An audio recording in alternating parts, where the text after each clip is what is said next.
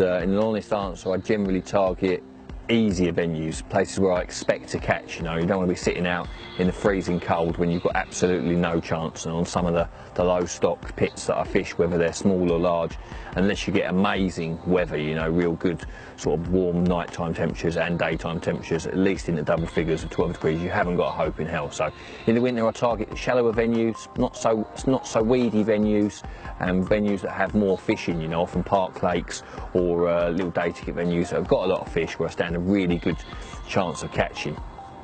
Tactics wise, it's venue dependent. We all know that maggots, using live bait can be incredibly successful on any venue. Can really draw that sort of response when nothing else will. But that is nuisance fish dependent, and if you've got roach and perch and tench and bream, then sometimes if there's too many of them, you're just recasting so much that you're just scaring all the fish out you swim and you've got no chance of catching a carp. So in that situation, using boilies, they're designed purposely to get around nuisance fish, and all big carp eat boilies. There isn't a big carp around that hasn't been caught on boilies, and generally pop up suit that sort of quick hit fishing that I do. If you go into a park lake, I'm using naked chod, for example, or something similar with a bright pop up, a few 10 mils around the top, something like cell that's pale in colour, got a proven all year round sort of catch rate. It doesn't matter if it's winter or summer, it works just as well at any time. But particularly in the cold weather, when other baits are losing their effectiveness, the oilier types, then yeah, sell 10 mils over a bright pop up, maybe some goo. The pineapple supreme has been good to me, and the squid as well, even in the cold weather. It sounds like a fishy flavour, but it's worked really well for me in the cold weather as well. Going on to sort of, this is a question that we see all of the time.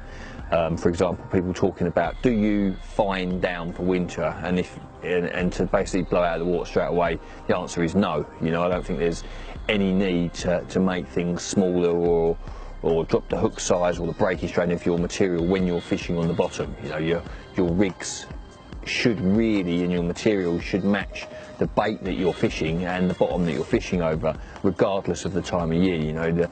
The thing is that old rumour sort of stems back to match fishing, when they're using, say, a single maggot on the hook or a single pinky or a squat, and by fining down the hook size and the line diameter, they're getting a more natural bait movement, through the water up in the levels. When we're fishing on the bottom, and our end tackle is camouflaged by the lake bed that it sits on, if we can match the colours there or thereabouts. So no, I don't think there's any reason to scale down. I think a lot of the time it just gives people something to write about in the winter when nobody's catching anything. So yeah, that's my take on it. As regard to keeping warm and comfortable on the bank, the easiest thing to go is to go unprepared, wearing trainers and turning up to a lake in the morning, walking around in the wet grass, getting your feet wet, and then immediately, because your feet wet, they're getting cold, and then you're not comfortable, and then you're wishing you're at home and you're not fishing. So a little bit of prep, if you're going to fish in the cold weather, get yourself some decent boots, some decent socks, some salopettes, a waterproof coat, and it's very easy to be warm enough when you're fishing. I fish all winter through, no matter how cold it gets. Admittedly, I don't fish as much, but I'm still doing a couple of days a week or a couple of nights a week, every single week, no matter what the weather. If it's not frozen, I'm fishing. And the key to that is keeping your feet warm, salopettes to keep the draft out your back, and a good coat. And if you've got that and a hat, then all you need to do is pull your hoodie up over your ears and you should be laughing.